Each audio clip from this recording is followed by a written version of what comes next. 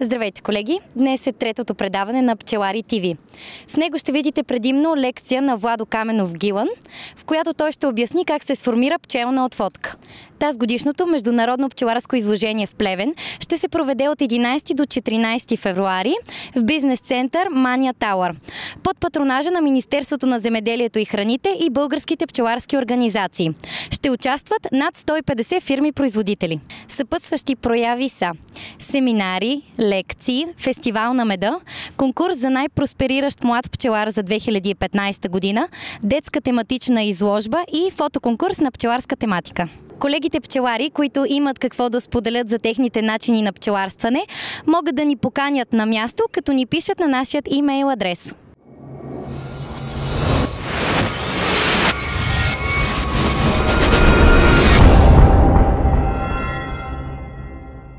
Сега ще обърнем внимание на подготовката на пчелните семейства за паша. Избор на семейства, от които ще се взимат материал за увеличение на пчелина, както казахме, на отводки. Предишния път сме споменали, че роенето е недопустимо в съвременното пчеларство.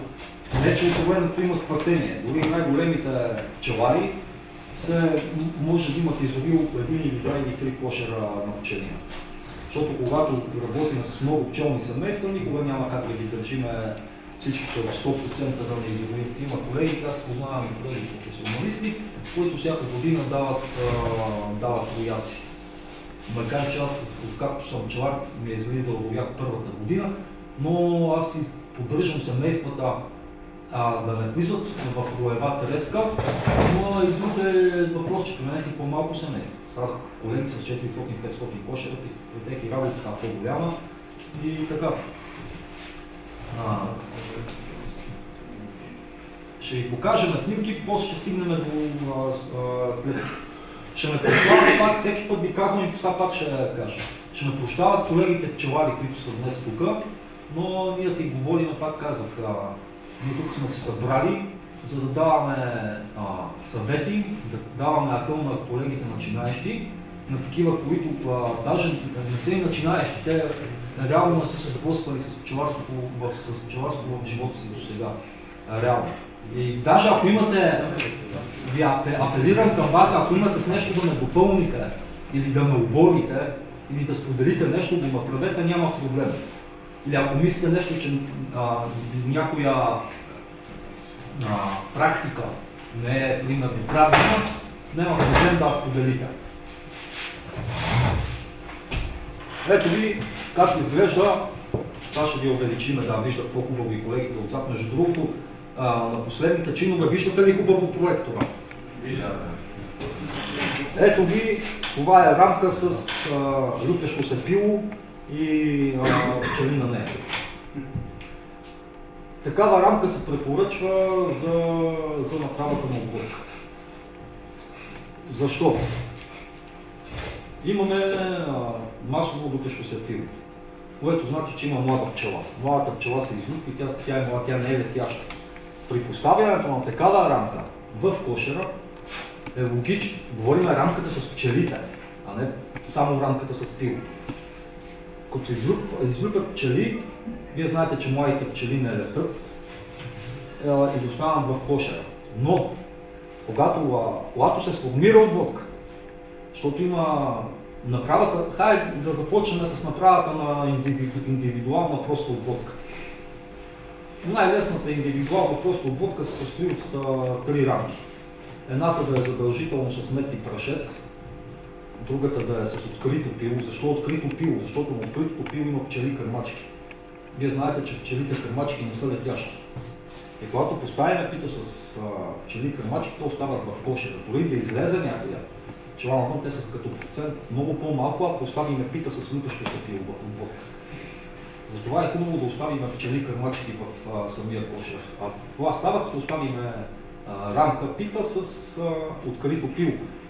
Хубаво е в отводката да се сложи и пита с люпещо се пило.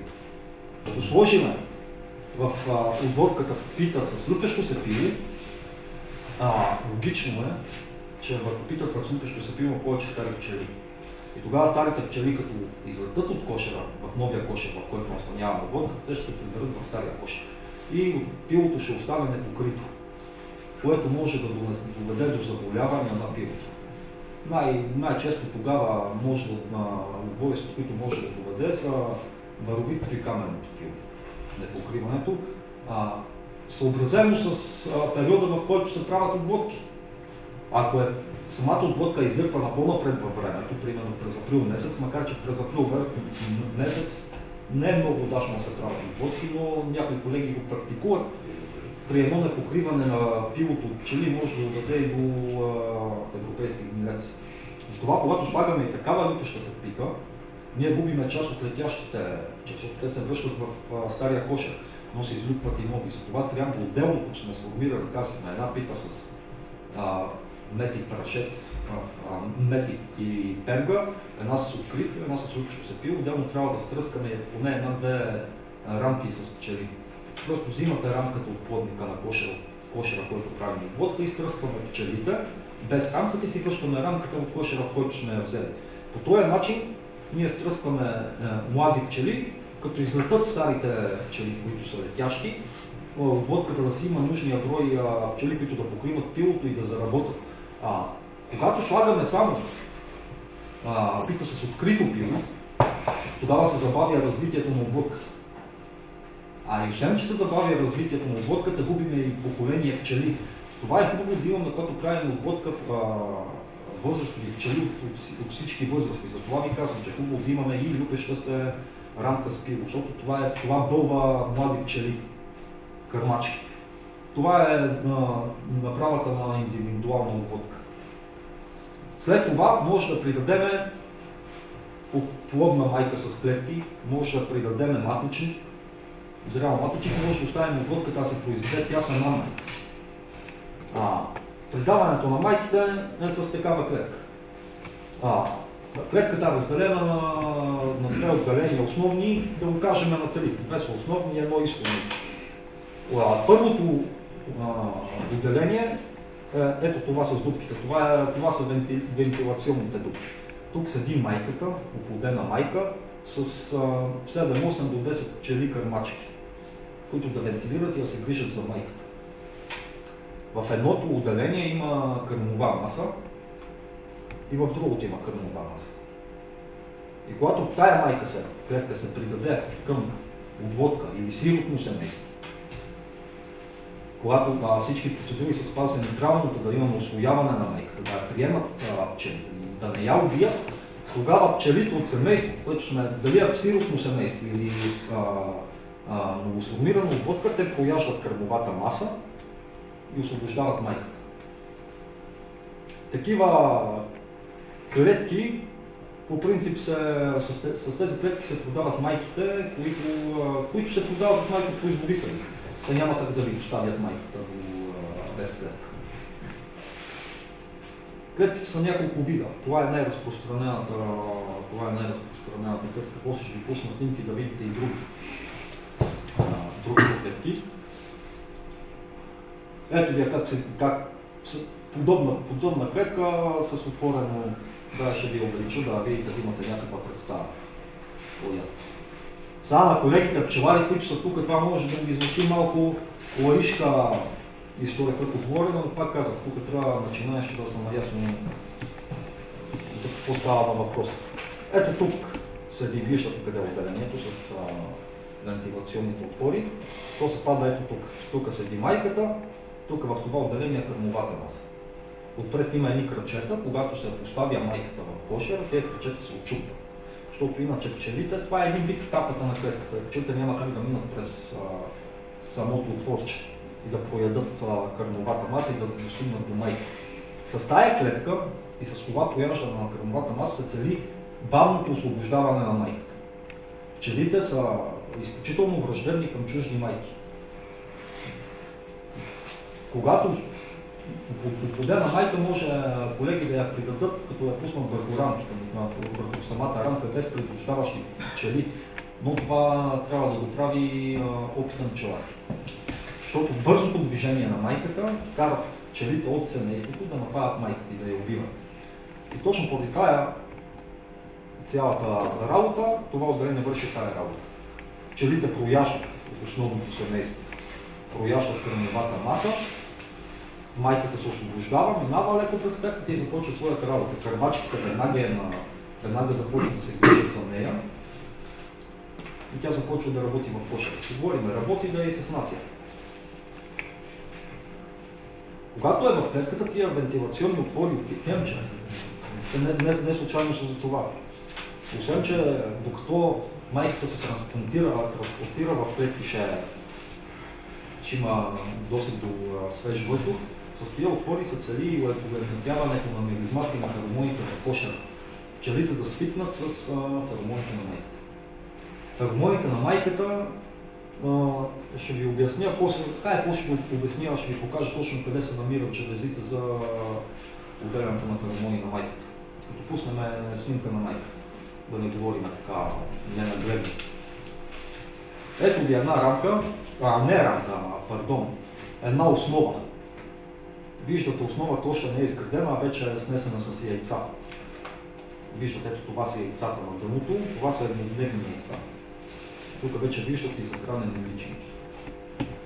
Предишните пъти, не помня точно кога, но предишните пъти, когато сме се виждали с вас, сме казали как да разпознавате яйцата. Както казахме, еднодневното яйце е изправено, двудневното яйце е наклонено и тридневното яйце вече е полегнало в килийка. След което се излюпва и от яйцето се излюпва ларвичка и тя започва да се развива. По принцип това трябва да го знаете стадия на развитие на пчелата. От яйце до през личинка, какавида и пчела. Ето ви още една хубава снимка. Защо е хубава? Ето такива рамки ги препоръчвам, когато не внасяте в пчелина си купени майки или въобще когато правите обводки, защото има колеги, които не купуват майки, а не си произвеждат. Това е един от варианта да си осигурите на отводката маточници. Това е снимка на рамка с маточници от самосмяна, както ги виждате. Това е класическа самосмяна. 3 маточника намират се в средата на рамката, в горната част, където температурата е по-добра за отглеждане на самия маточник, за неговото съзряване. Трябва да са в средата, така? Буквално в средата не. Може да са по-настрани, по-надолу, но общо взето са в средата на рамките. И то не е на средата на рамките, а в средата на кълбок, защото там микроклимата е най-добър. Тук какво може да направим с тия 3 маточника? Може да направим да ги предадем на 3 семейства, които се изрезва всеки маточник внимателно с малко остро ножче и се придава на семейството. Но маточника трябва да е затворен, защото тук виждате, че маточника е отворен. И може да го смачкаме. Между другото, когато се придава отворен маточник, успоредността от семейството, в смисъл да го приеме семейството, е много по-лесно от затворения маточник. Но пак ви казвам, тук става въпрос за пипкава работа, внимателно, хем бързо трябва да се работи. Защото маточника не е, когато придаваме открит маточник, маточника не е затворен и може да настигне вътре ларвичка. Затова трябва да се работи бързо. Същевременно семейството, което си е изпаднало в самосмяна, си е заложило самосмяна, ние като не вземем тия 3 маточници, то отново залага маточник, защото ги няма. Ние взимаме рамките с маточници от семейството. То отново залага маточници, отново може да ги използваме. Помнете, до 3 пъти може да взимаме питите, може да взимаме маточниците от семейството, което е заложило самосмяна и да ги използваме. И след това доставим на семейството да си направи своите самосмяна. Не е задължително, като вземем маточниците още от първото залагане на пчелите за самосмяна и след това да оставим да си произведат майка. Може, не е проблем да ги оставим. Може още и да не ги използваме за обвърти. Може и губим ресурс. Това е един ресурс, който може да го използвате. Казвам за колегите, които няма да си купят майки и които не си произвеждат сами майки. Защото производството на майки трябва да имате една необща представа, трябва да имате много добра представа и информация как става. Не само като практика, вие трябва да имате и подготвена база за това. Ще трябва да помислите, че трябва да познавате семействата, тяхната биология на семейството, как да си избирате семейство отглеждач, как се оплождат майките. Трябва да имате бащини семейства, майчини семейства. Затова това е най-лесният начин. Ако не искате си купувате майки, си придавате маточници. Много колеги придават и един маточник. Не е проблем. Да, не е проблем да придадете от някое семейство, което е изпаднало в роева треска, да му придадете маточник или няколко от неговите маточници на новосформирани отводки или на сиротни отводки. Наистина, тогава семействата, когато маточника е роеви, той носи заложбите и гените на роева майка. Лесно ще изпада в роеви нагоре. Но пък вие може да компенсирате после с една лесна самосмяна тая майка. Но помнете, че роевата майка работи изключително много, изключително добре се представя като градеж на рамки, медодобив. Но при нея иска повече грижа, за да не позволявате на семейството да изпада в роева треска. Защото за изпадането на едно семейство в роева треска му трябва много малко време. Много трудно след това се изкарва от роеви нагон. И както казахме, роевите семейства не са окей за съвременното пчеларство. Защото вие губите по всички показатели. Губите добиви, губите планирани отводки, всичко. Едно изобило семейство трудно се възстановява, особено понеже вие днес сте групата на начинаещите. База, ако ви излезе рояк, съм 100% сигурен, че ще излезат и флорации, и третации. Накрая ще остане една шепа пчели, които няма да могат да избутат зимата. Не ви я застъпват, дори няма да могат да се подготвят за успешно зазимуване. Затова вие трябва да познавате биологията на пчелите, както познавате вашата собствена биология на децата си. Аз между другото ви казах, някой от вас четели книгите, които ви казах. Да. Само 3 янци. Знам. Браво. Трябва да знаете, че календарният справочник трябва да познавате на Исус. Това е книгата, която съм начал може би 50 пъти я чета и в момента. Винаги има какво да научите от нея. По всеки един момент, дори и аз като опитен пчелар, тук колегите, в една ситуация, в която в момента си на кръстопът и не знаеш и се сблъскваш с нея, лесно може да отворите книгата и да си направите справка. Това е Библията на пчеларите. Кажи, че е Библията. Искам да попитам на тия маточници, които се залагат като свещеви майки и при термияците, има ли някакво, какво се различава? Освен, че едните са бабки, другите са рабати по разположението. Сега ще кажа, значи дали самосмяна, в семейството има от 1 до 3-4 маточника, не повече. И те винаги се намират, както казахме, в средата на кълбото. Докато роевите маточници, те са навсякъде по битите. Те са от краищата, по средата, долу, горе, навсякъде са роевите маточници. А свищевите, те са много по-малки. Маточници, в повечето случаи, те са на дъга. Тук някъде имам, ще ви ги покажа агирите. Те представляват така, гледате курсова на миша. Така в повечето случаи са разговори. Не ви препоръчвам да работите с свещеви майки, макар че имам колеги, които работят с свещеви майки и горе-долу дават добри отзиви за тях. Но свещевата майка, специално за мен, аз не искам да ви натрапвам собственото си мнение, но свещевата майка за мен не е майка. Тя генетически, нейното яйце генетически не е смесено да бъде майка. Единствените яйца, които пчелната майка, кралицата, снася за свои заместнички са от самосмяната, и от ролевите маточници. Всичко друго за мен не е качествено. Защото когато семейството остане без майка, по една или друга причина, дали при преглед сме я убили, или семейството е изволило, и след това не е успело да направи майката, след което се е излюпила, не е успяла да се оплоди, или се е изгубила по време на брачния полет, невъзможно да си заложат, не е възможно, те ще си заложат свищеви маточки. Но свищевите майки са с много по-нисък процент на яйцеснасяне. А и вие не трябва да разчитате на свищеви маточки, защото пак казахме, те генетически не са заложени като заповедат. Реално свищевия маточник е последната опция, последната възможност за продължаването на рода на семейството да се запази. Те са изгубили, примерно, майка си по една или друга причина, казахме, дали при преглед, дали при излизане на брачен полет. По някаква причина е изгубена, дали пчеларя е взел, защото има колеги, които правят грешка, правят отводки с старата майка от семейството и оставят семейството да се произведе майка. Но при брачния полет майката се изгубва и ако примерно пчелояд или ясно или някаква друга пчели или неблагоприятни услуги, тя не се завръща. Пчелите залагат тогава свищеви маточници. Това е последната опция, те да си продължат рода. И при първия удобен случай за тях, те ще си сменят свищевата майка.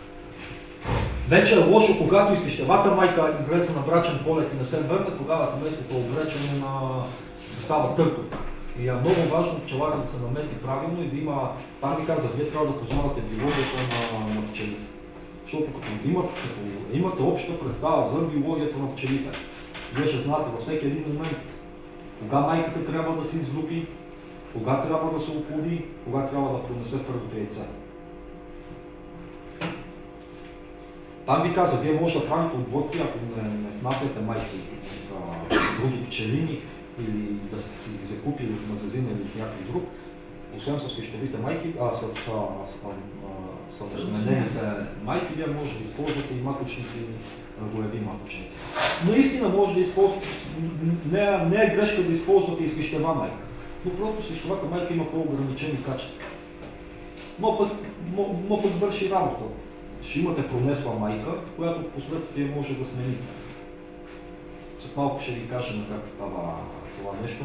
Тази снимка какво ще говорим за нея. Това е рояк, после отново за него. Ето ви как изглежда една отводка. Ето това изглежда отводка. Виждате малко кошерче. Тук предполагам, че идеята на колегата, който е тази снимка не е моя, между другото. Предполагам, че тук идеята е, тази отводка е направена с цел търговия. Защото виждам самия обем на кошера, 5 рамки, 5-рамкова отводка и която е за търговия.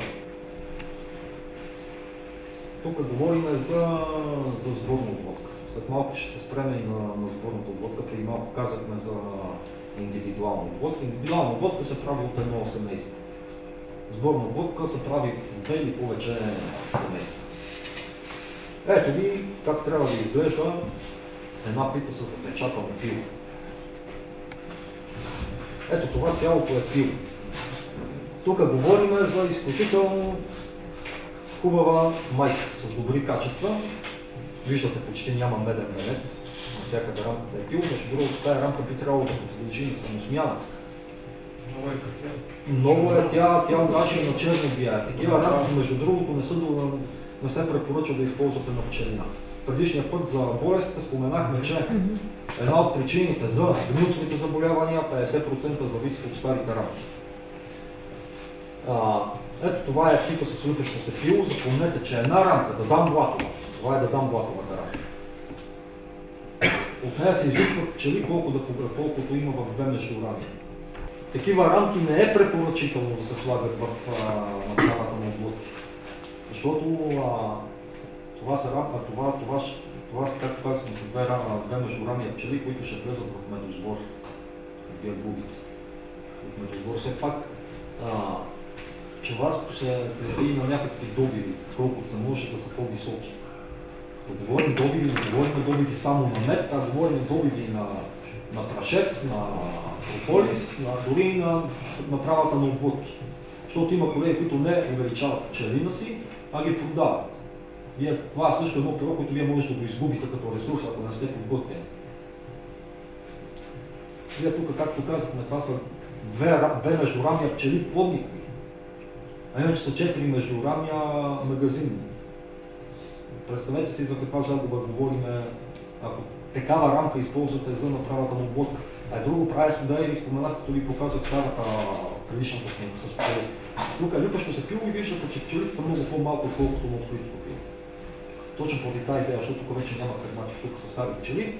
Оставим тая рамка в отводката, 90% от такива пчели, които виждате на рамката, ще напуснат площа или ще си влезат в стария площ. И пилото ще остане непокрито, което може да доведе, не може, а ще доведе до заболяване. Пак казвам, дали ще е вървито или камни, някакви гнилцови заболявания, пак по-описано. Затова все пак, ако колега използва такава рамка, с лъпчето се пило, е добре да стръска, както казахме, пчели от рамки с открито пило, да се стръскат млади пчели, които не са способни да летят все още. Ето ви още една подобна снимка. Ето ви още една подобна снимка с печатано пило. Това е рутова снимка. Отново много зле, като рамка, много зле виждате, такива рамки не се допускат. Вие губите.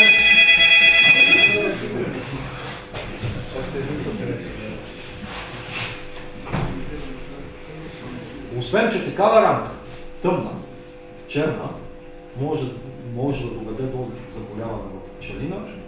Вие от такива рамки се раждат и по-малки, като ръс, пчели. Да, те са по-малки, защото всяко едно поколение пчела, която се излюпи, тя запълва килийката, да остава нейната убивка. Колега, моля ти си, дай го тук да го изключа, ако не знаеш как. Това държи една рамка с редедено пило майка. Ще покажа ти изключителен план. Телефони се не милури.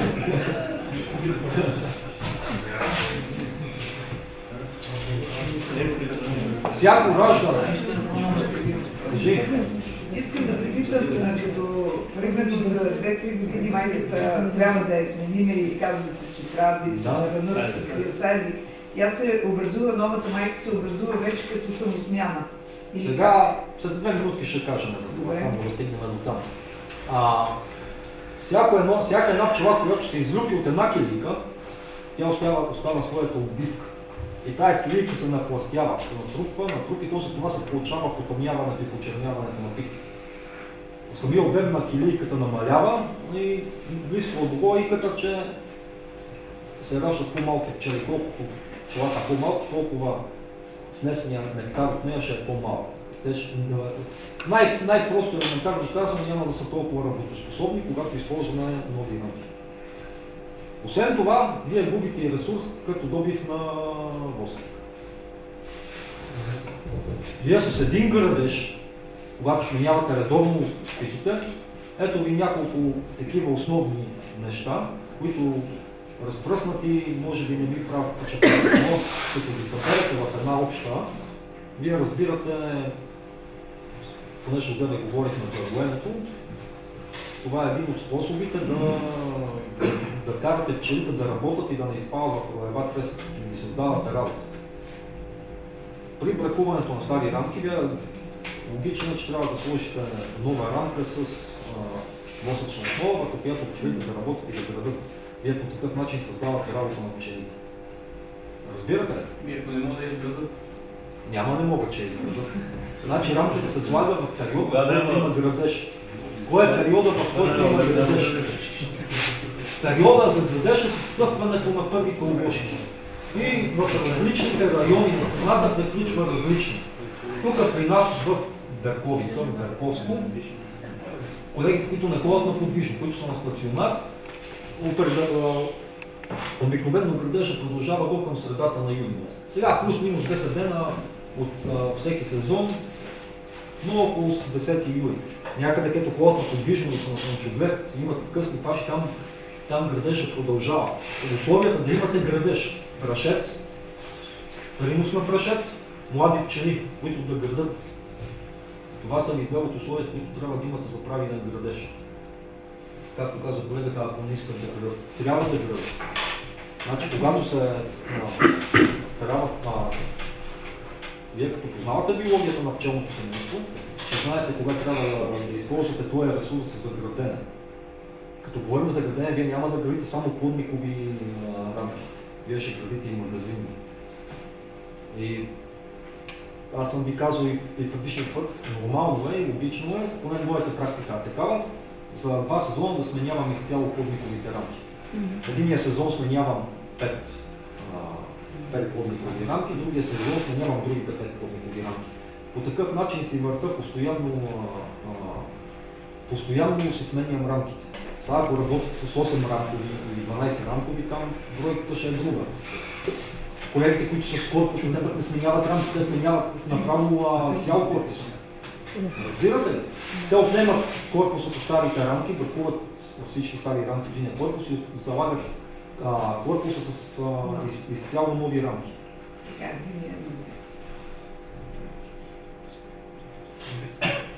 Ето ви как представлява в момента, ето това представлява събирането на обводка. Ето тук са разположени питите. Така като гледам снимката, тая снимка е правена тая обводка е направена от сборна обводка. Защото ако е индивидуална обводка, питите ще са една до друга. А когато са сборни, тогава питите от различните семейства се раздалечават, за да могат миризмите да са уеднен път на пчелите и да няма бой. Ако трябва да сборно обводка от 2 семейства, ще има бой между пчелите, ако не раздалечим с питите и на миризмата. А в правим сборна обводка от 3, 4 или 5 семейства, тогава бой между пчелите няма. Разбирате ли? Бой има само между две семейства. Когато обводката от 3 или 4 или повече семейства, тогава бой между пчелите няма и може директно да си съберем рамки. Предполагам, че колегата, който е направил снимката, гледайки третата и четвъртата рамка, тя е сборна обводка от 3 семейства. Но явно не е запознат с това, че пчелните семейства не се бият, когато са повече от 2. И затова тук са раздалечени. А преспокойно, щом са от 3 семейства, са могли директно да се съединят, да се съберат рамките и кошера да се затвори. Как да направим миризмата еднаква в кошера? Всякак става. Дали ще намажем дъното на кошера и капака и страните на кошера преди го заседим, с лук или с маточина. Някои колеги използват дори и патока. Дори става, моите обводки ги правя с дезодорант. Така ги уеднем. Да, с дезодорант най-лесно, да. Най-лесно, няма да търкам, няма нещо. Слагам питите, пръскам с дезодоранта и забавям кошера да почива. Това, когато правя обводки от 2 пчелни семейства. Пак ли трябва да се раздалечат? Когато са 2 пчелни семейства, задължително трябва да се раздалечат. Въпреки пъстта. Да, и когато се уеднат път, след 2 или 3 часа, при отварянето на кошера, те седат така, от тая рамка, от раздалечените рамки по средата, те правят мост и се хващат. На жаргон казано, пчеларите му казваме на хоро. Така правят предисът. Тогава са уеднаквили и може да съберем рамки. На гроз. Моля? На гроз. Да. Пак ви казах, когато са две обводки, задължително трябва да уеднаквим миризмата. Дали с дезодорант, както правя, дали с ракия, дали с маточина, лук, или брой из ванилия става, с всичко, което е ароматно става. Когато са 2. Когато са 3, направо се събираме питите и си запаляме кошера. След определено време се придава майка или маточник. Като говорим определено време, това не значи, че ще предадем майката след 2 дни и тя ще приема. Няма да приема, защото вече семейството ще е консумираното семейство. Ще е осиротяло и вече ще е заложило следви маточници. Най-хубавото от моята практика за предаване на майки съм стигнал до извода, че след 6 часа, след сформирането, до 14-15 часа най-бързо и най-лесно се приемат майки. Всяко едно закъснение води до по-малък процент на приемането на майки. как да се направите приемането на майките 100% успешно. Аз мога да придам и 100 майки на 100 семейства и ще бъдат приети от 100-те. Много колеги, дори и опитните колеги, не са наясно с правилното придаване на майка. Ако говорим, защото някои много от самите майкопроизводители спекулират, много често се изпращат и неоплодени майки. Вие си купувате плодна майка, но майката реално не е оплодена и не я приемате чрез. За да се приеме майка, лесно, както казах, трябва да спазите часовете от 6 до 14, 15, 16 часа. Майката се поставя между две рамки с пило. И то задължително, където има участък с люпещо се пило. Защото като е поставим между участък с люпещо се пило тук и от тук на рамка, се закрепя, клетката се пуска да виси и се затиска с рамки. Щом е на люпещо се пило, там люпещо се пило веднага от него излизат пчели. И младата пчела, току-що е излюпена, веднага отива на клетката и почва да се грижи за майка. Защото тя не е запозната с феромоните на старата майка, която е направена в лоша редица. Тя се излюпва и веднага отива на майката в клетка. Започва да се грижи за тази майка. Дали ще е вентилира, дали ще е кърни или нещо друго. Задължително сироп. След като се слагате клетката, затваряте семейството и се налива сироп 500 мл, 1:1 захар и вода. И семейството не се пипа от любопитство. Защото аз съм вода, като начинаец съм го правил, придавам клетката и отварям след 3-4 часа и на другия ден и на по-другия да видя какво се случва от любопитство, дали се освобождава. Затваряте кошера и не го пипате поне седмица.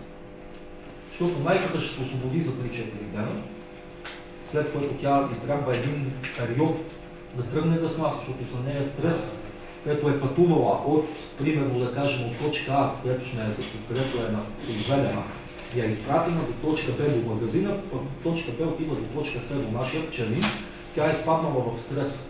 И трябва един период от ден и нещо да влезе в ритъм и да почне да снася. А със всяко едно отваряне ние безпокоиме пчелите, говорим за отваряне от любопитство. Ние безпокоиме пчелите и те стават агресивни към майката, която сме предали. Сиропа се слага в клетка, отгоре в... Сиропа в хранилка, да. Да. Слагаме сироп, пак казвам, слагаме клетката между две рамки, където има люпещо се пило, за да се излюпват млади пчели, веднага да отиват да се грижат за майка. Те, като се грижат за нея, те се продават феромоните на майка. Разбирате ли? Феромон обхваща всички пчели в целия кошер. И така по-лесно се приема майка. Много по-лесно.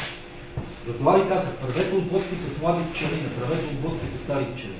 Защото вие може да направите отводка дори с стари пчели, с люпещо се рамки, примерно, както казахме, и да не направите начина може само да я направим и да я вземем в продуктото съда, че да я занесем на 5, 6, 7, 10 км, където няма шанс старата пчела да се върне в кошер, който взете и да си остане. Но правете отводки с млади пчели.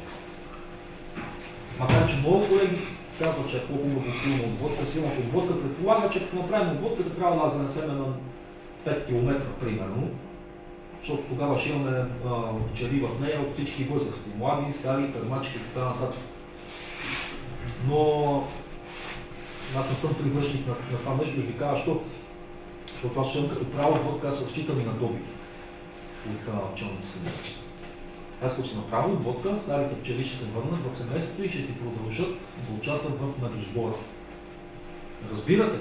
А ние като направим отводката, взимаме летяща, част от летящите пчели, някакъв процент. Дали 15-20% от летящите пчели и ги закарваме някъде. Ние губиме този потенциал, с който може да използваме в медосбора. За принос на мектата. Пчелара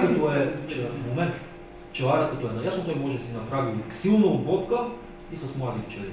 И запомнете, че когато отводката е подложена, когато е направена от млади пчели, тогава има пчели, които дори млади започват да работят много по-ранна възраст.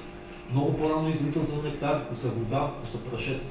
Задължително, когато правите отводка, не трябва да оставяте без подхранване. Дали ще е вода или сироп.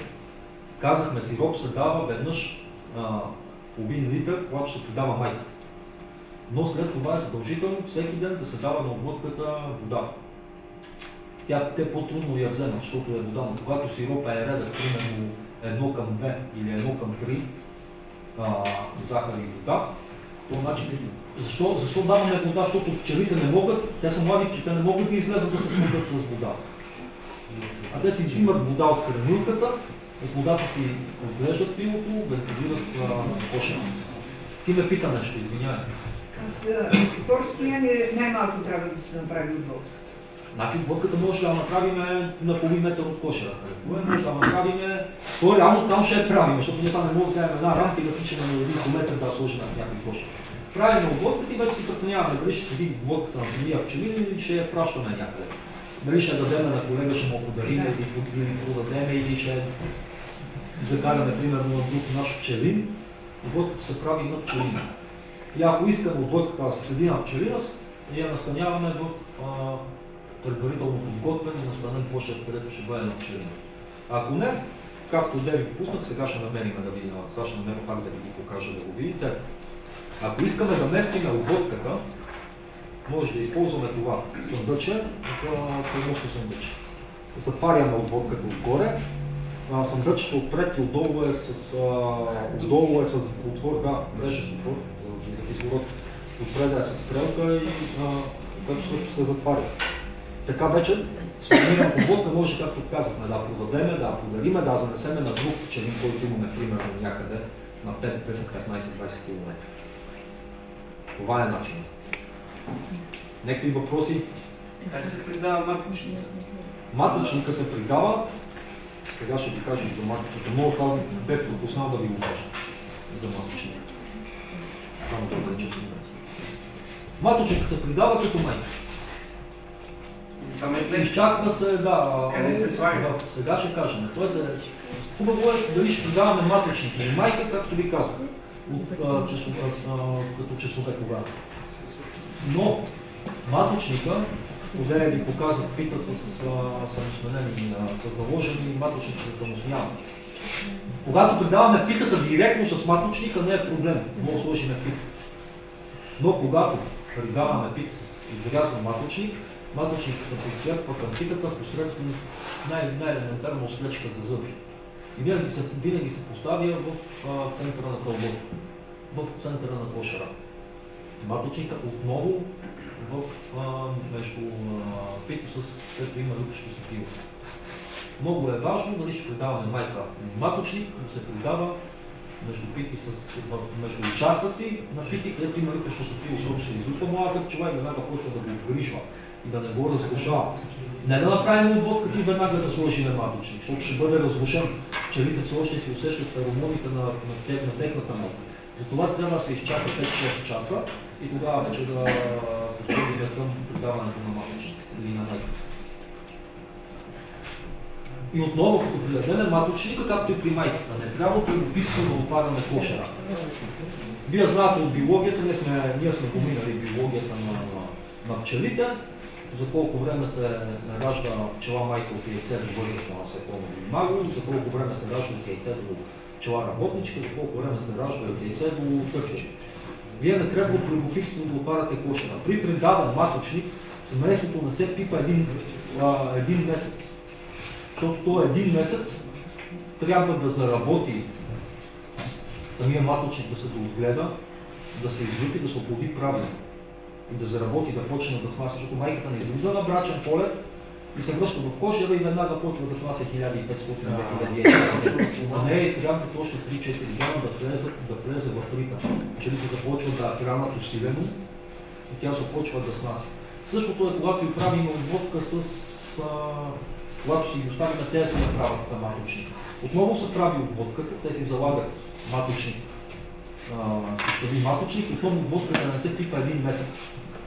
Някои колеги ще кажат, да, той маточника е захранен, затворен. Вие знаете, че маточника се затваря на 9-я ден. Значи няма да е един месец, а може да отворим отводката на 21-я ден. Ние може да отворим наистина, ще бъде оплодена майката. Ще е започнала да снася, но знаете, че има периоди при неблагоприятно време, при дъжд, особено пролета и дори май месец, има дъждовни дни с по една 10 седмици, 10 дена, ето майката няма как да излезе да се оплоди.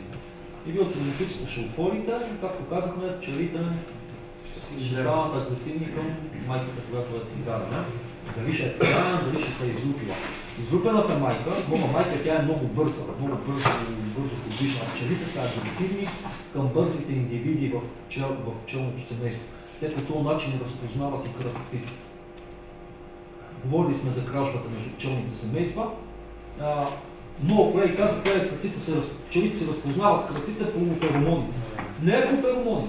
Просто крадеца е бърз. Вие знаете, дори в къщи, като влезе един крец, той гледа колкото може по-бързо да вземе телевизора, компютъра и нещо, което ценно и да бяга. Тук също пчелите кръците идват в кошера по най-бързия начин, взимат меда и се изнасят. И точно по тая бързина пчелите от пчелното семейство усещат, че пчелите са кръци. Поради тази бързина на младата майка, те са способни да убият дори собствената семейство, която се е излюпила, дори която е отгледана от тях, която се е излюпила от тях, която дори да се е върнала от брачен полет. Аз ви казах, майката не започва да снася веднага. Трябва ти около 3 дена, минимум, след връщането от брачен полет, майката да започне яйцеснасяне.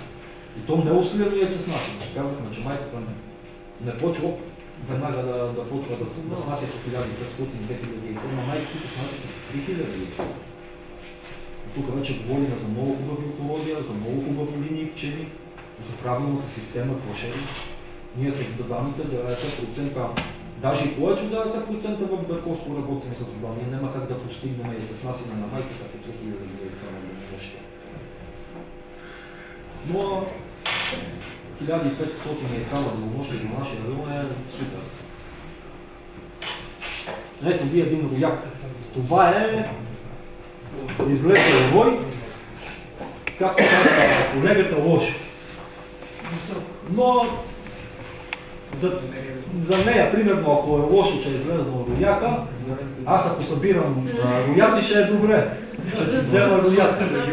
Но аз по принцип рояци не лова и ще стремя да не вкарвам пчели от други семейства в моя пчели. Защото вие не знаете с такива пчели какво може да си донесете. И ви го препоръчвам, особено на начинаещите, напредналите са в част с това нещо. Колкото се може по-малко да внасяте генетичен материал на собствените пчели. Защото като начинаещи, и на мен ми се е случило видео, някакъв имам глоба някъде както на някой ръчанък, най-обикновено ръчанък в село. Мога да се хванат и на борче, примерно, това не е от значение. Но вие не знаете с такива пчели какво ще си донесете. Ние, за да поддържаме пчелина, ние правим отводки. Наистина сега случва се някакви дори опитни колеги да ни кошер, но е важно да се стремите, колкото е възможно да е по-малък процента на роене и на смъртност. Защото, както казах, вие губите ресурс. Какъв е плюса на един рояк, като го хване? Много бързо гради, изключително бързо. Мога да настаните този рояк, който виждате това, като гледам снимката, е първак рояк. Той ще напълни кошер. Той ще напълни, ще напълни един плодник. Даже да не го напълни, поне 80% от плодника ще бъде след с пчели. Само върху основи да го сложим, за 24 часа основите ще бъдат изградени. И ако е с майката започне да снася, ако не стане някакъв проблем с самата майка при стръскване на тръвната в кошера, да не я убиеме, за тези 24 часа рамките ще бъдат изградени и много голям процент от тях ще бъдат осеменени. Но, задължително, ако хванете рояк, за да го задържите, вие трябва да сложите в кошера, в който ще го настаните, една рамка с открито пило. Това е 100%, че вие ще задържите този рояк на това място, което ще избравите. Защото не ми се е случвало да ловя рояк, стръсквам рояка, той остава в кошера 2-3 часа и отново излиза и почва да бяга. Разбирате ли? И как да го задържа, благодарение на Станко Ставров, тогава бе почна начинаещ пчелар, човека ме открепна, ми каза, слагаш една рамка с открито пило и така пчелите остават върху пилото. И си остават върху своето, което ще му. И наистина. Може и рамка смет. Не е добра рамка смет, защото дори когато хванем рояк, той трябва да се подхрани с хранилки, сега дали ще го подхрани с смет или с рамка. После ще ти кажа за меда. Дали ще го храни на сисенет или сироп, ви препоръчвам сироп. Трябва да знаете, че един път вземем нещо от кошер не се връща, както колегите казва нещо. Много колеги казват, ние взимаме меда есента или края на лятото и след това го връщаме зима. Надавна вие връщате, по този начин връщате някакво заболяване при пчелите, ако има. Ще ви върнем меда, примерно, от някое болно семейство. Извъртели сме меда, не сме установили болест в някое пчелно семейство, след това подхранваме целият пчелин с меда от болното семейство. Какво правим? Болестта в целият пчелин, което не е окей. Веднъж изваден пчелен продукт, говорим за пчелен продукт, от пчелния кошер не трябва да се връща обратно. Ако искате да снишите до минимум заболявания, особено както напоследък е много сериозен бич нозематоза церана. Аз съм сигурен, че тук 99% от опитните колеги не са запознати с това заболяване. И чуките на дърво да не ви стига. Нозематоза апис е едно, нозематоза церана е друго. Буквално.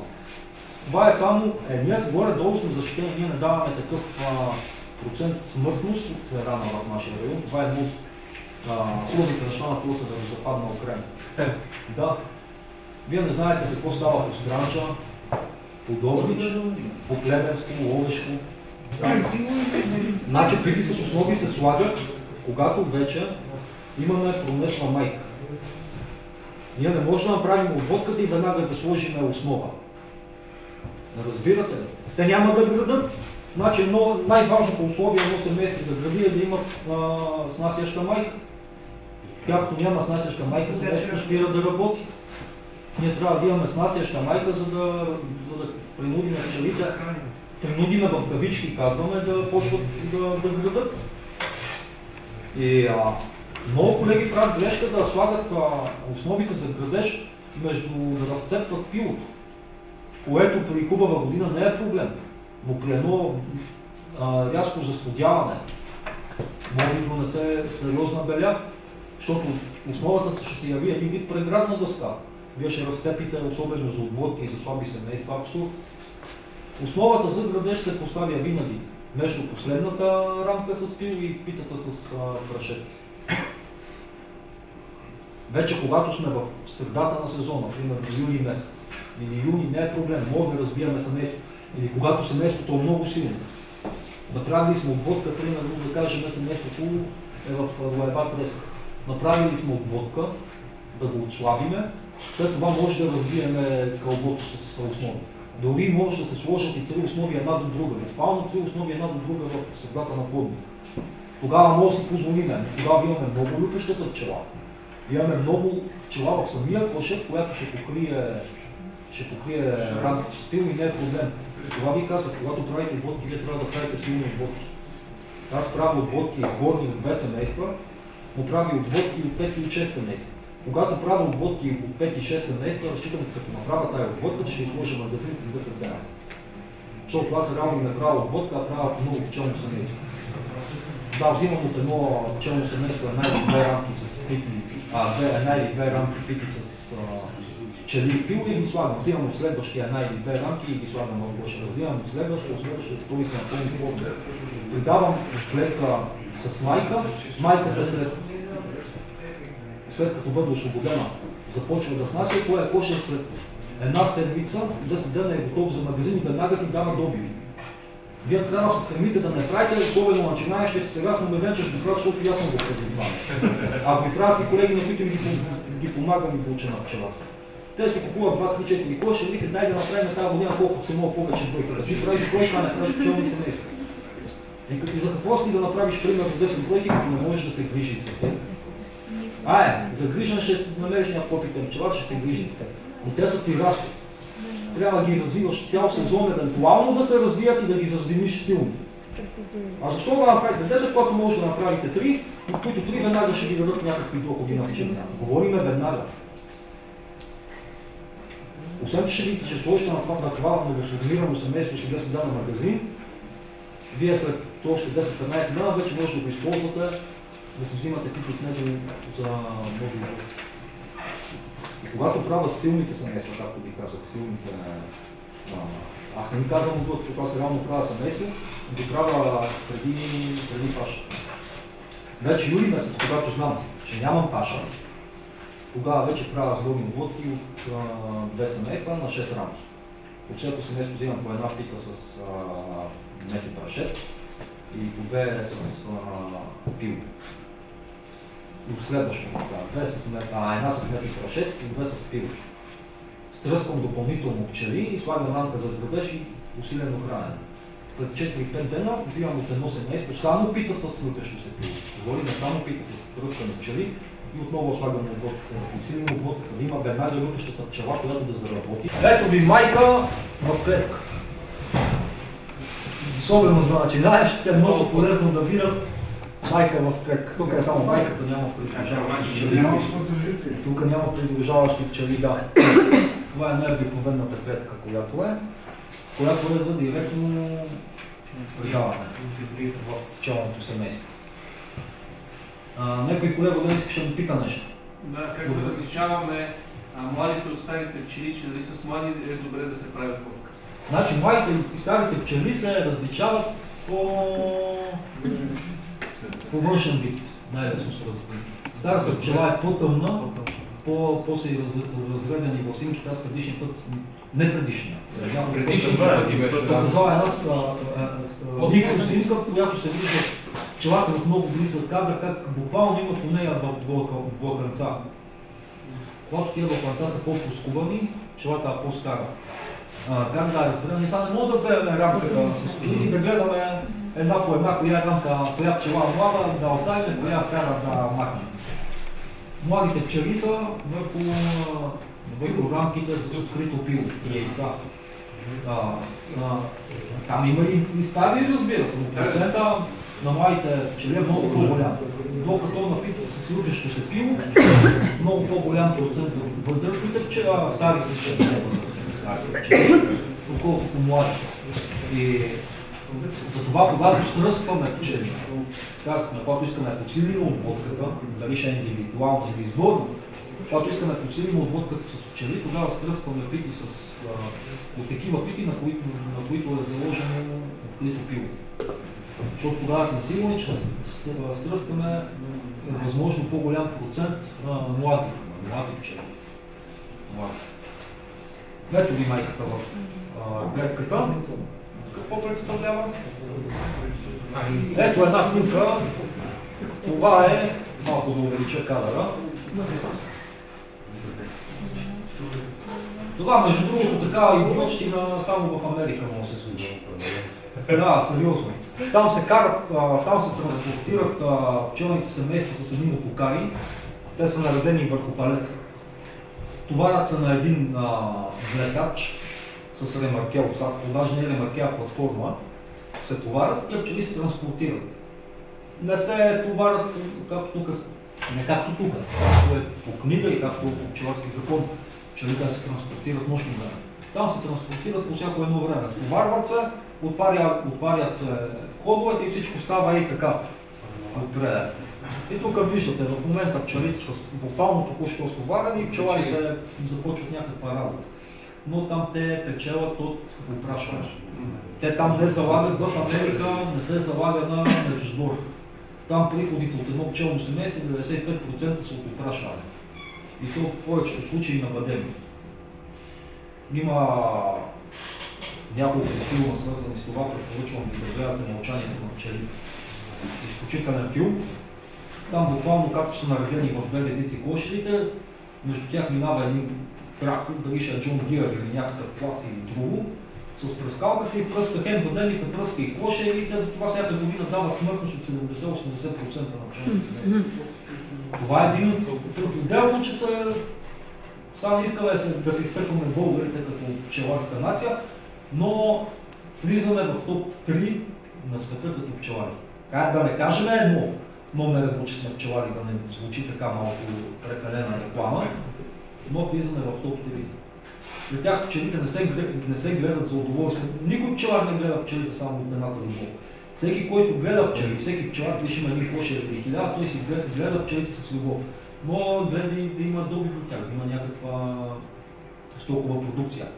Докато при тях любовта няма. Те само колкото се може едно пчелно семейство да се експлоатира до неговия пълен крах. И освен заради тия пръскания, където казахме в академик, те страдат изключително много и от различни болести. Те дойде нозематоза церална. Те дойде синдрома на празния кошер. Да, много. Като теглим чертата, прочетем откъде се развива една болест на пчелите, 80% идват от този континент Америка. Останалите, да, идват от Азия. Акара, ванулатозния акар е дошъл от Азия. Предишния път, когато имахме занимание за болестите и паразитите, казахме, че ванулатозния акар идва от Средна Азия и той се пренася, не е взимал някой пчелар да го пренесе нарочно и да зарази. Но той е точно с роенето. Затова ви казах, че всеки рояк не знаете какво може да донесе. Че с естественото роене. Днеска рояка рои с акарите върху него и отива на 4-5 км и се заселва. Оттам се опаразитява целият район и така се предава. Разбирате? Акара минава, хода на минаването на акара минава през Кавказ и тогава вече на тук опаразитяването става за няколко години. До Кавказ е било горе-долу бавно развитие. От тук на там за няколко години реално в България до края на 60-те, дори началото на 70-те акара не е бил познат. Ние сме имали ванулатоза на акара в България. И от началото, първите години сме давали много жертви. Те са се водили третирания по всевъзможни начини, дори и с нафталин. Нафталин се е посолвал по дъното на кошера върху лист хартия. Наистина пада акар от него. И може много голям процент акар пада, но нафталин е канцерогенен. Вие трябва да знаете, че нафталина в пчеларството е 100% забранен. Има колеги, които си съхраняват питите и в момента в помещение с нафталин. Това е забранено. Това остава в восъка. Вие остави. Айде да кажем, че ще продадем някакъв мед. Мога да гледаме и два кошера за собствена консумация. Да кажем, че няма да влезем в търговската мрежа. Но вие ще ядете мед, който е канцерогенен. Предполагам, че знаете какво значи канцерогенен, да не стигаме. Точно така. Другите начини са били отнемане на първото запечатано пило. Рано на пролет. 100% ефект. 100% ефект за борба с акара. Защото изимува ли акара на първото пило. Вие като отнемете пилото, вие отнемате и акара. Ама какво правим като отнемете пилото? Ние пък отслабваме сами. Няма да е благи. След това започват препарати, противованулатозни гъна. Не случайно аз работя с гъно, което е изцяло 100% мрежа, като разчитам на механичната борба с акара, на почистването на пчелите, акара да изпада през мрежата и да облира на земята. И пак това не е 100% борба. Отделно си водим и борба с препарати и киселини. Но да продължите един санитарен минимум в пчелина, мрежа отделно върши и страхотна работа. Говорим за изцяло мрежество гъно, говорим за старите кошери, където са с мрежа 10 см в диаметър. Ето ви още един вид клетка. Това е много вид клетка за майки. Дали с тази клетка ще придадем майка или ще изолираме майката на самото пчелно семейство за определено период от време, е едно и също. Как да придадем с такава клетка майка? Както придаваме и с другата. Майката, придружаващи пчели, 10 да кажем, се затварят в клетката, да нямат достъп. Не знам дали виждате, са всички клетки за майки, пчелите нямат достъп да могат да влизат и излизат спокойно от тях. Самите размери на самите отвори на клетките не позволяват преминаването на пчели. Те контактуват помежду си с облизване на коболчетата, чрез феромони и така нататък. Като затворим така майката, когато я придаваме майка, тя започва да снася в клетките и по-лесно по такъв начин по-лесно се приема. Ето ви още една снимка за разтовяването на рояк. Това е тръвна. Ние сме ви казали още втория ден, когато сме се видяли какво значи тръвна. малко ще споменем за една минута. Ето това на трояк, който се наслонява в кошер. Виждате, че е изпълнил. Тук са, преброявам 6. Дори тук се съмнявам, че има още една 7 рамки с пчели. Както виждате, по тръвната има и отстрани още пчели. Това е подобрена строителна рамка, не е строителна рамка. Това е подобрената строителна рамка. Защо подобрена? Защото се използва половината за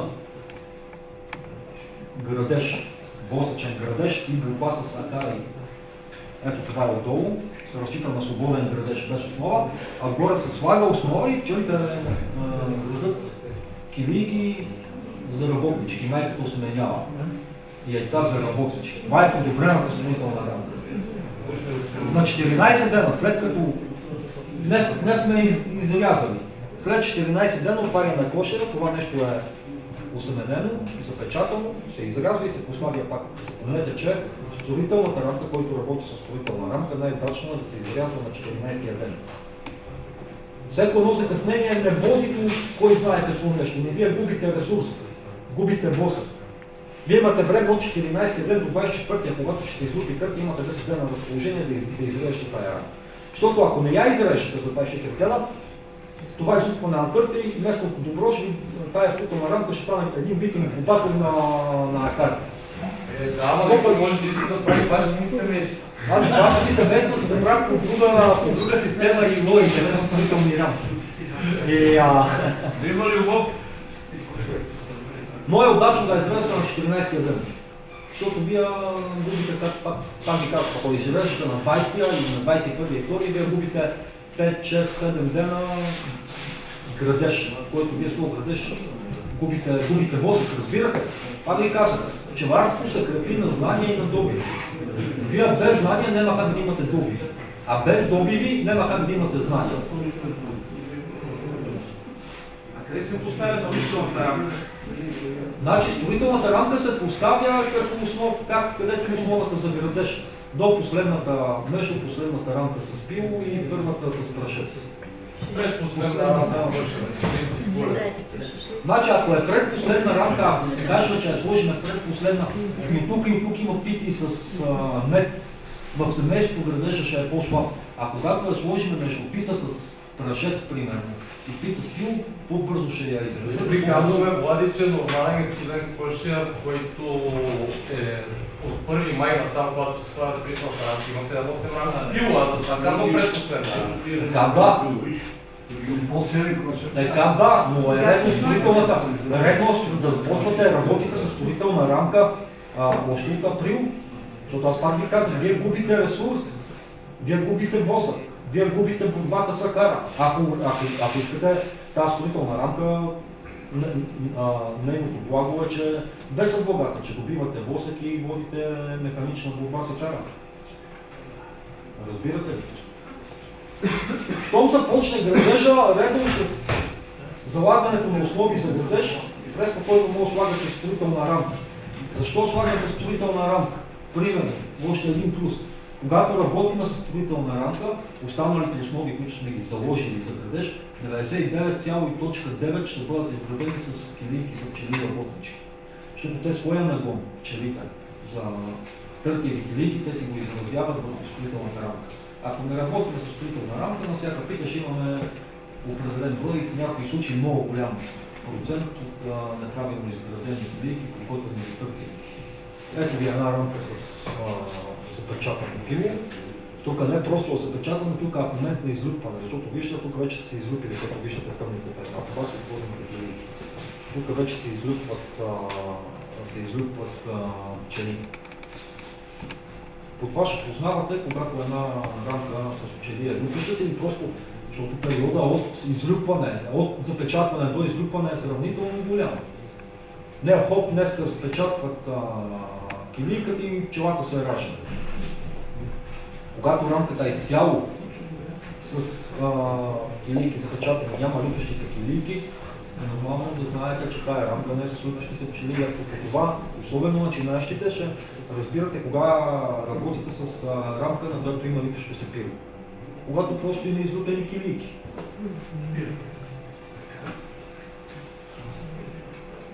Ето ви още една Ето ви още една рамка.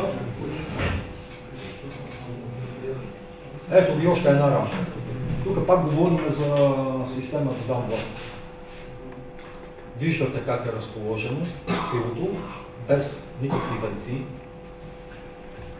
Тук говорим, че това предполагам, че се е случило като гледна снимка, където с времето, с годините, с практиката си ще натрупате опит да разпознавате горе-долу, само по, дори без преглед да разпознавате състоянието на пчелното семейство, по косвени признаци, по летеж, по кацане, по излитане от прелката, по държането на пчелите в полета. Така, по време на сформиране на обводка.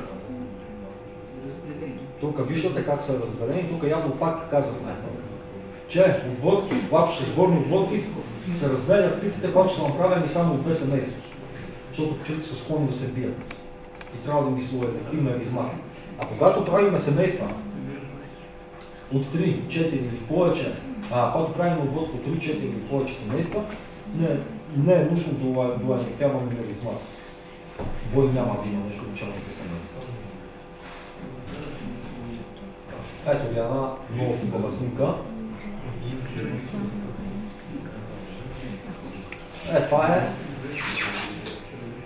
Това е снимка. Пак говорим за рамка да дам благ.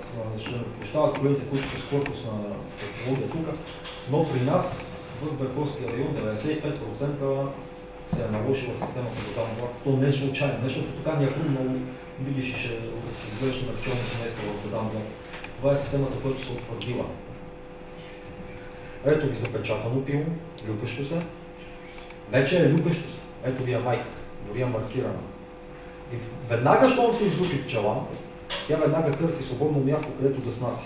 Това е в силата си на развитие на пчелното семейство. Това е когато семейството достигне до своя пик.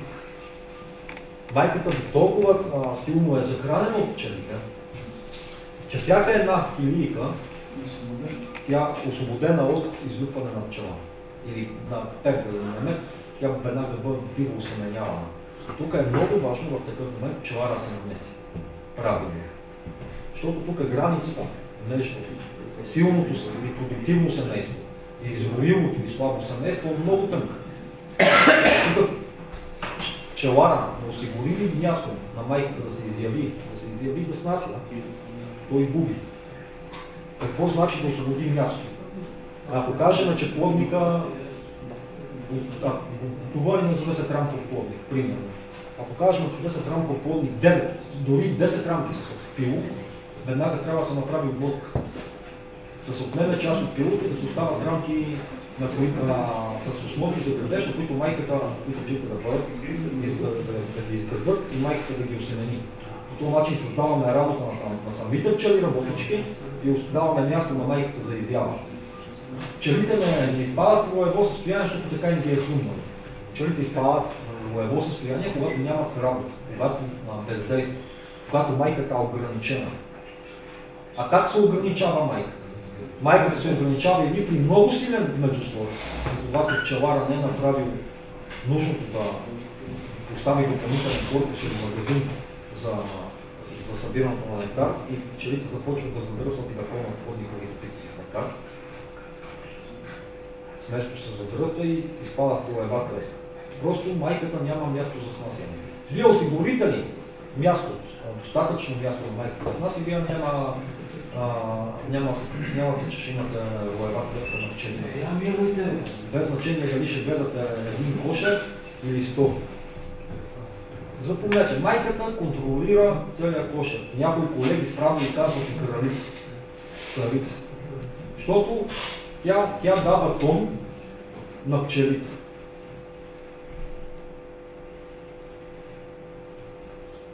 Ето ви една рамка, сега ще го увелича. Това вече е създанец, тук говорим за рутова рамка, за ланцлото. Ето ви една рамка. Това е рамка, както виждате, с меден венец. Като гледам запечатката на меда, 100% акация е от акация. Ето люпещо се пило. А тук виждате вече семейството в паша. веднага осеменено, ако увелича повече. Има и прашец. Тук има прашец, тук има яйца.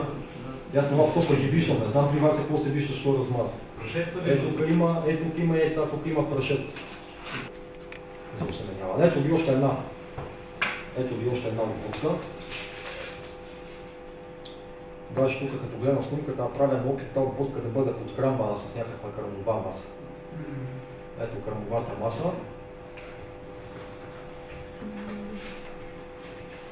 Като гледам обводката как е направена, това най-вероятно. Защо ме кърмовата маса сложна, това е било запасно семейство. Какво значи запасно семейство? Това е семейство, на което ние сме го сформирали в края на лятото и на него може да разчитаме. Ако имаме проблем с мъртва майка зимата на някои от основните семейства, да подмениме неговата майка. Не да подмениме, а да му приядем майка, защото неговата майка се предполага, че ще е загинала, що не е. Да приядем майка, да спасиме основното семейство. Придаването как става? Директно с пчелите. Това е най-сигурният метод. Най-сигурният метод за приемане на друга майка е чрез придаването на отводка. Това е 100% приемане. Защото собствените пчели на майката пазят своята майка. Дори да има бой от другото семейство, пчелите са способни да опазят майката си. Това е 100% сигурно. Тук колегата е хранил с кърмова маса и предполагаме повдигнал пакет с пипката, за да направи снимка. Да се види кое как е. Или при преглед.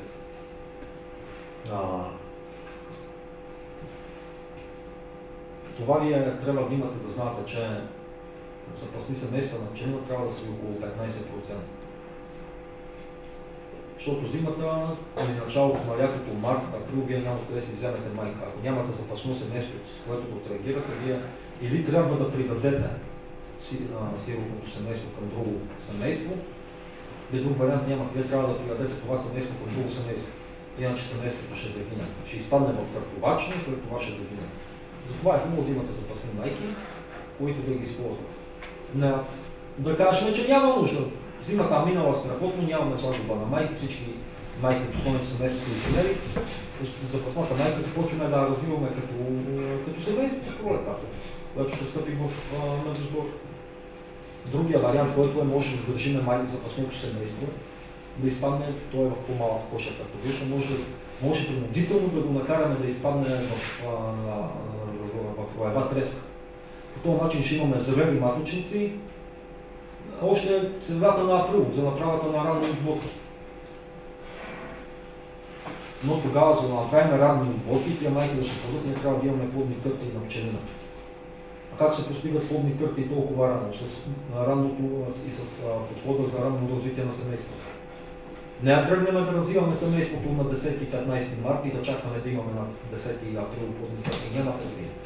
Започваме да развиваме семейството още януари, дори някои колеги започваме развитието на семейството от края на декември. И по начин ще имаме силни семейства много по-рано и ще имаме плодни търти. Ето ви майка. Ето това е кралица. Аз ви казах, че кралицата комуникира с пчелите в кошера чрез своите феромони. Феромоните на майката се намират в задните крака. Тук има една железа, ето не е точно нишата, и тук, с които с тия феромони тя комуникира с пчелното семейство. А то е пчелно семейство, когато майката има майка в това семейство, тя ги контролира. Няма ли майка, вече не говорим за пчелно семейство. Защото няма царица, няма кой да го контролира. И затова, когато искаме да правим самосмяна, принудителна самосмяна на семейството, просто резваме задно кръче на майката, феромоните намаляват, пчелите усещат, че феромоните на майка са по-слаби и залагат самосмяна. Рязане на едно, на две крилца, я довели до самосмяна, я не, само кръчето, защото там са железите на феромоните. Една продуктивна майка е продуктивна 2 сезона. Има изключения, когато една майка е качествена и добра и 3 сезона, дори и 4. Но в съвременното пчеларство 2 сезона майката трябва да се сменят, както и при питите, плодни питите. За 2 сезона трябва да се обновява плодните. На 2 сезона трябва да обновяваме и майки. Добре, нали казвам, че като се пипне майката, се сменя мелизмата и може да убият пчелите и така нататък.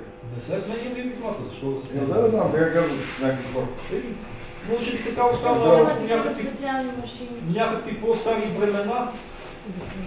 Колега, не трябва да се хваща, нали? Не трябва да се... Не, хваща се с два пръста за крилата и аз така и по няколко пъти придавам майка. Хващаме за два пръста за крилата и я придавам в семейството. Не е проблем. Трябва да сте внимателни, все пак фибрата пчела, тя е малка, не да стиска, разбира се. Има и отделни такива клетки за беда, където се маркират майките. Те е една клетка отгоре с мрежички, един вид спринцовка. Само че по-голяма. И отгоре е с мрежа и отдолу е с тампон. Че се натиска, майката се притиска към отдолу до напред, че няма как да се нарани отгоре мрежичката. И може да... Така се маркира. Така че не е проблем дали ще използвате тая спринцовка, но с спринцовката няма как да отрежете карачета. Само при държане на майка. Може да държите питата, да се мъчите да я...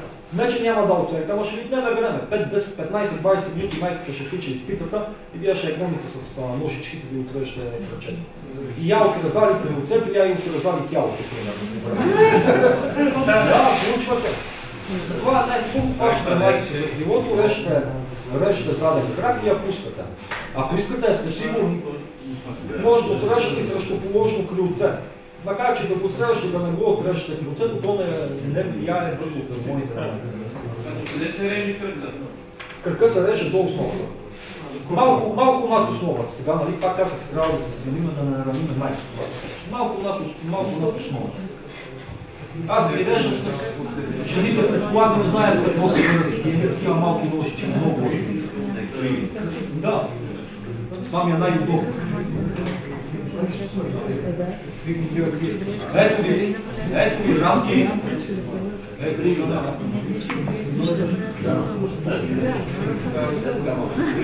Ето ви рамки. Това са рамки за оплодни съндъчки. Тук говорим за оплодни рамчета. Една четвърт да дам два. Защо е една четвърт? Защото 4 рамки с размера на една да дам блатова рамка. Те се монтират посредством тълчета в рамка от Адам Бак, се поставят в семейството да бъдат изградени, да бъдат изменени, след това се освобождават внимателно тълчетата и рамките се настаняват в оплодните съндъчета, които се внимават да не пренесели и майката с паргозина за оплодни съндъчета. Не, че не може да вземем, може да сложим и в оплодното съндъче рамки само с основи и да стръскаме млади пчели в съндъчето. И така става, не е проблем. Големите значения. Тук един колега отделя ме каза, какво е така отвънка. За търтиево пило. Ти не така отзева? Ето ти търтиево пило, ето ти, това е вече търтовачно семейство. Виждаш. Те са си заложили сифтови маточник, но по някаква причина майката или не се е завърнала от брачен полет, то не, че тя не се е завърнала от брачен полет, те вече няма откъде да си произведат майки, започват пчелите работнички се изродяват и започват да снасят яйца, неоплодени яйца. И тогава те захранват тия неоплодени яйца маточници, лъжеливи, фалшиви, така наречените маточници, отглеждат и търтиево пило, което търтиите от търтовка не са търтиите, които са в обикновения търти в пчелното семейство. Тук говорим за търти с неразвити полови белези. Най-просто казвам. И елементарно. Такъв търтей. От търтовка не може да се прави. Той не е способен, той не разбирате. Пчелите започват да се стремят да отглеждат майка, да захранват маточник, това че захранват маточника от неоплодено яйце. И захранват, семейството постепенно отслабва, пчелите загиват и в един момент в кошера ще имаме една шепа пчели с 100-200 търтия и това е пчелата, семейството е загинало. И все още аз се очудвам на колеги, които държат търтейки, търтовки. Това е, не знам, това е несвършена работа от пчелара. Това нещо, за да стане търтупка, е най-малко минало 25-30 дена.